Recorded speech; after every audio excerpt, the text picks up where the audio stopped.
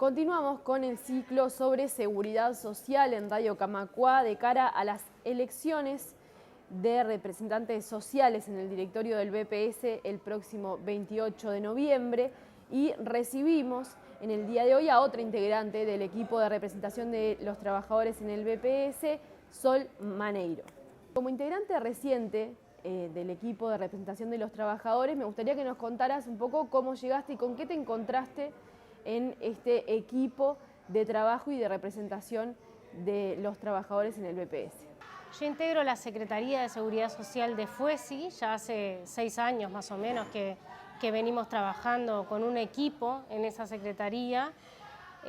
Pusimos un CLIF, un Centro de Información y Formación Local, que lo que hace es informar a todos los trabajadores, sindicalizados o no, sobre todos los temas que tienen que ver con la seguridad social y todo lo que abarca el mundo de la seguridad social, que en general es un tema bastante complicado y que el uruguayo en sí es bastante reticente a hablar de seguridad social. A nosotros nos pasa muchas veces cuando empezamos a hablar de seguridad social que la gente ya cambia la cara.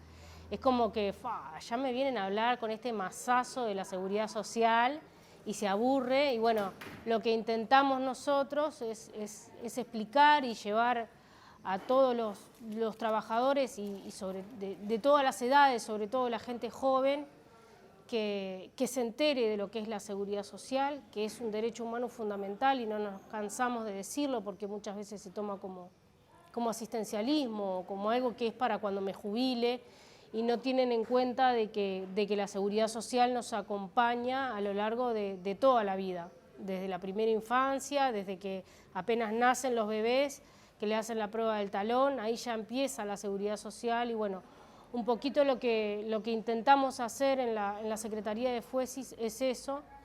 A mí me proponen integrar la lista 11 para representar el equipo de trabajadores, porque la compañera Marta, que era la que estaba antes, en realidad agarró otra responsabilidad y bueno, y había que sustituirla.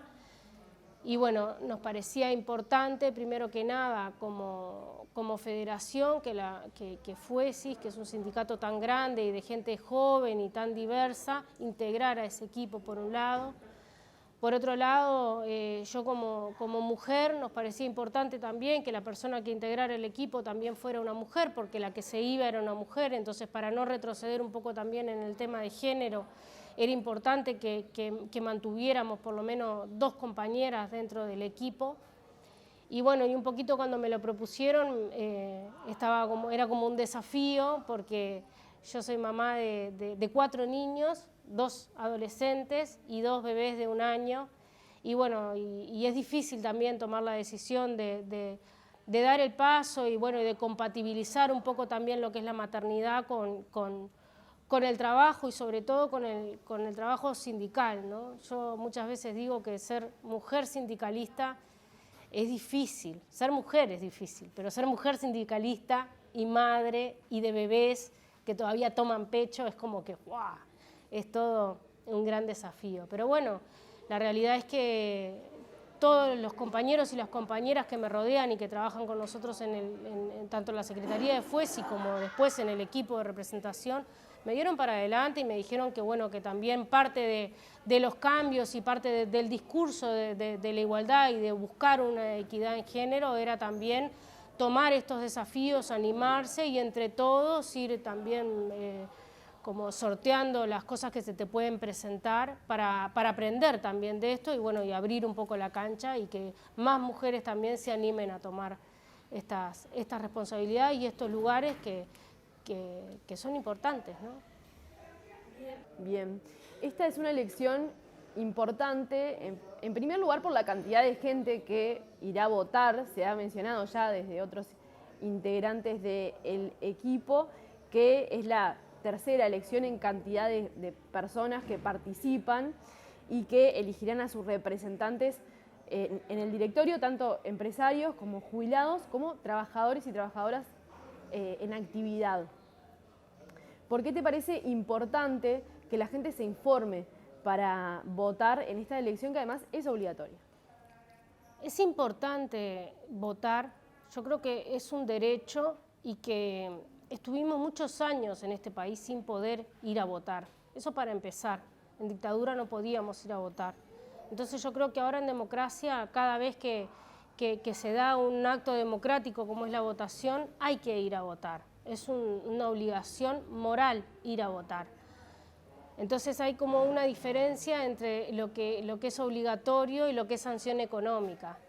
Nosotros vamos contando en todas las charlas y bueno, en todas las recorridas que hacemos por el país, la importancia de la representación social en el directorio de BPS, porque en realidad no son las elecciones de BPS, es mantener la representación social.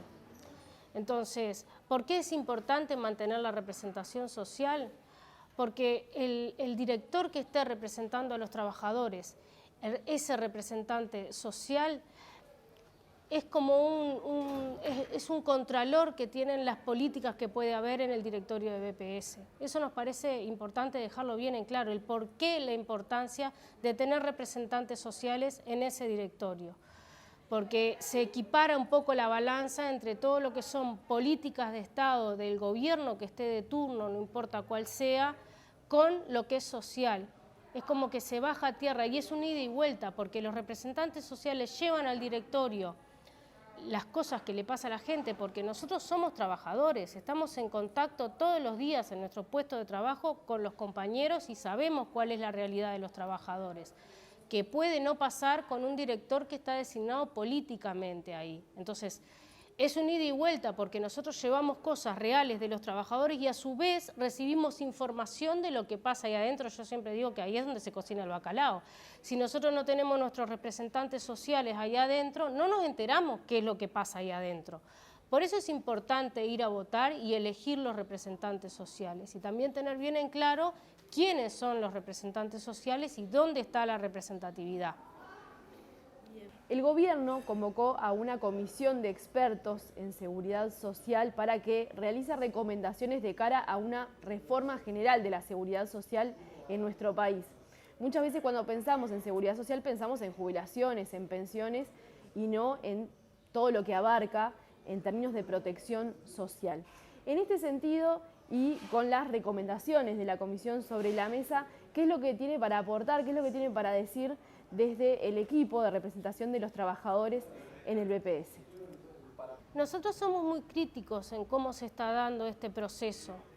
Nosotros no estamos en contra de una reforma de la seguridad social. Creemos que hay que reformar la seguridad social porque es un tema dinámico.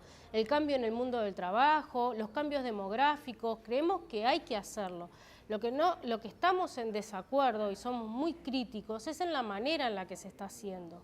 Y es un poco lo que yo contaba hoy del tema de que la seguridad social la quieren hacer creer que es un tema de expertos, de gente que sabe, de técnicos, y en realidad la seguridad social es un tema de toda la población en su conjunto. Por eso, si se va a hacer una reforma en la seguridad social, creemos que tiene que haber un diálogo social de todo el mundo.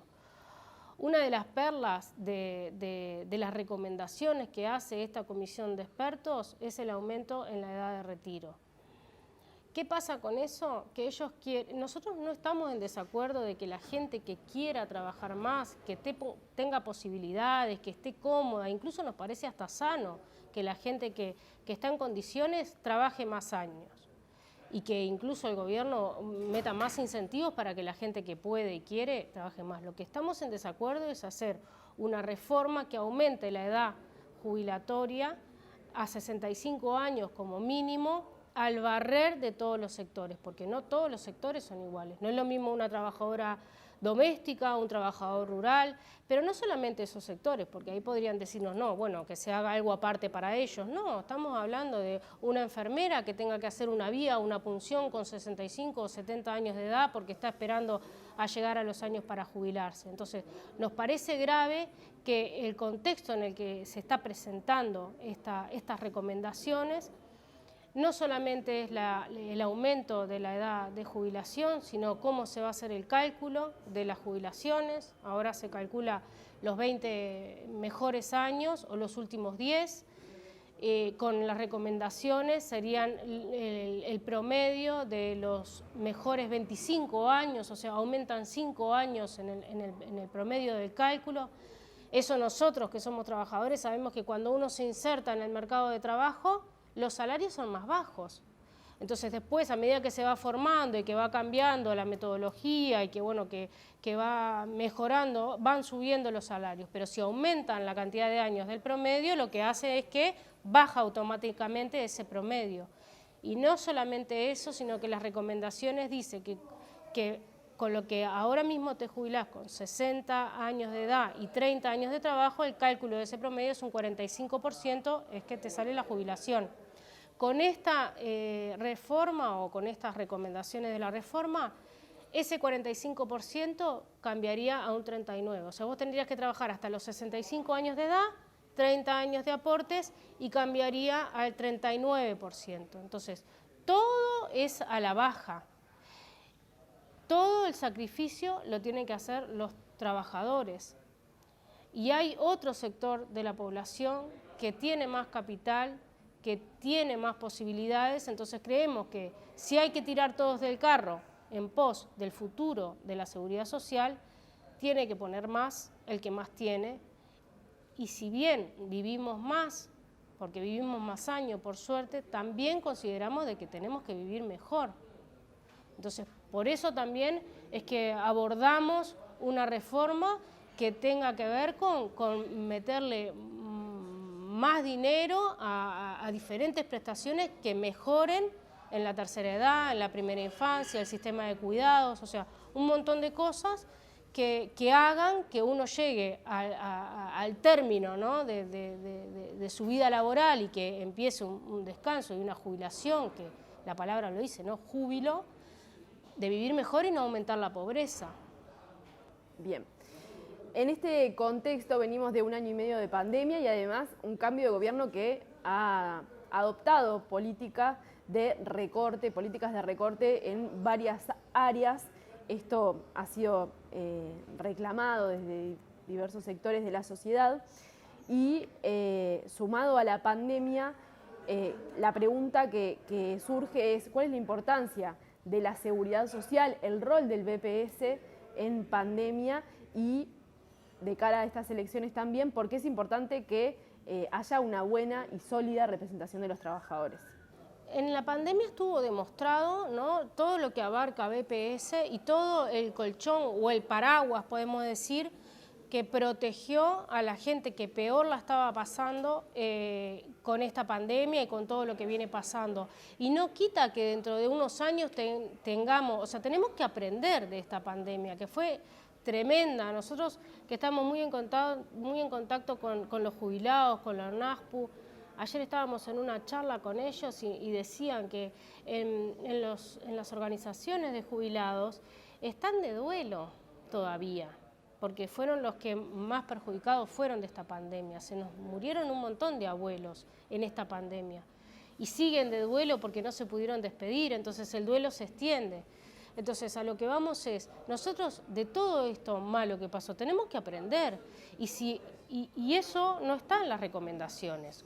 ¿Cuál va a ser el efecto de la pandemia en la seguridad social de los próximos años? No dice nada.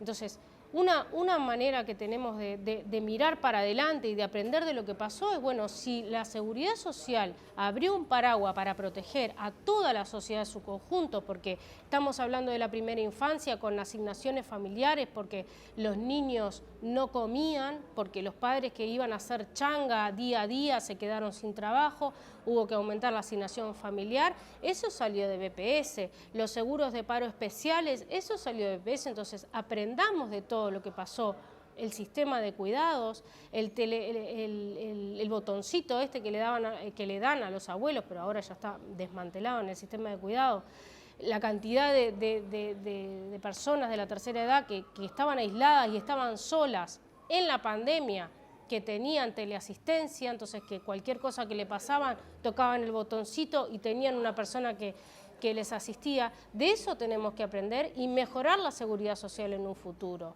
No podemos permitir que las AFAP sigan lucrando con la seguridad social. Todo ese dinero puede estar metido en BPS, las recomendaciones amplían el régimen de AFAP a todas las cajas.